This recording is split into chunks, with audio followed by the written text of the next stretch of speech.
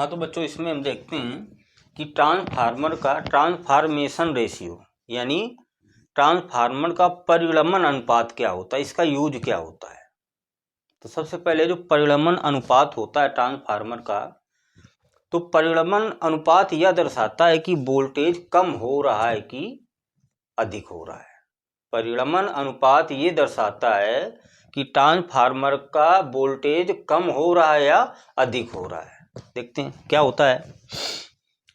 परिणमन अनुपात को हम R से भी डिनोट करते हैं और कहीं कहीं K भी लिखा होता है, K से भी हम डिनोट कर लेते हैं। तो ट्रांसफार्मर का जो सिद्धांत क्या होता है, सिद्धांत होता है ES/EP बराबर NS/NP। इसी के अनुपात को ही क्या कहते हैं, परिणमन अनुपात। यानी द्वितीयक कुंडली में फेरों की संख्या और प्राथमिक कुंडली में फेरों की संख्या के अनुपात को ही परिणमन अनुपात कहते हैं। यानी ट्रांसफार्मर की द्वितीयक कुंडली में फेरों की संख्या तथा प्राथमिक कुंडली में फेरों की संख्या के अनुपात को क्या कहते हैं, परिणमन अनुपात। NS/NP, NS/NP या ES/EP को भी हम क्या कहते हैं, परिणमन अनुपात। यानी द्वितीयक कुंडली का वोल्टेज और प्राथमिक कुंडली के वोल्टेज के अनुपात को क्या कहते हैं, परिणमन अनुपात। अब अगर R का मान क्या है, कैसे जानकारी लेते हैं। अगर R का मान 1 से अधिक है तो इसका मतलब है जो वोल्टेज है वो क्या हो रहा है, बढ़ रहा है। वोल्टेज क्या हो रहा है, बढ़ रहा है।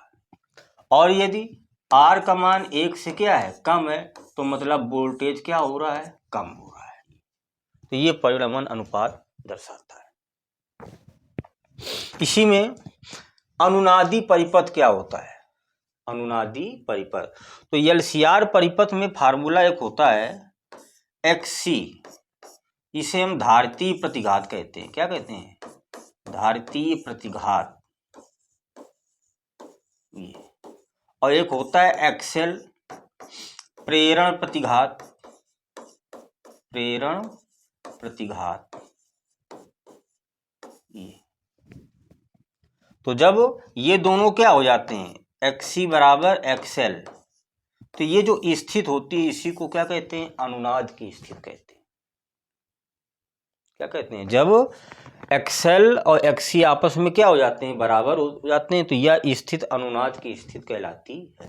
देखते हैं, कह रहा कि जब किसी LCR परिपथ में लगाए गए प्रत्यावर्ती विभवांतर की एक विशेष आवृत्ति के लिए परिपथ का धारितीय प्रतिघात तथा प्रेरण प्रतिघात आपस में क्या हो जाते हैं, बराबर हो जाते हैं, तो यह स्थिति वैद्युत अनुनाद कहलाती है। और वैद्युत अनुनाद में होता क्या है, इसकी जो प्रतिबाधा होती है, प्रतिबाधा यानी Z, ये प्रतिबाधा क्या हो जाती है, कम हो जाती है, ये कम हो जाती है। प्रतिबाधा का मतलब ये क्या है, टोटल रेजिस्टेंस है, प्रतिरोध है। और प्रतिरोध जब कम हो जाएगा तो धारा क्या हो जाएगी, अधिक। तो I का मान क्या हो जाता है, अनुनाद परिपथ में अधिक हो जाता है, अधिक हो जाता है।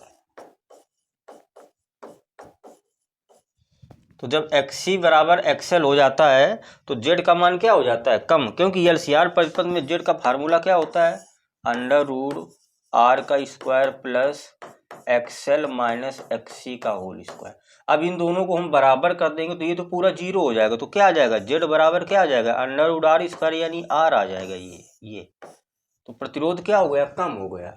और प्रतिरोध कम होने से धारा क्या हो जाती है, अधिक हो जाती है।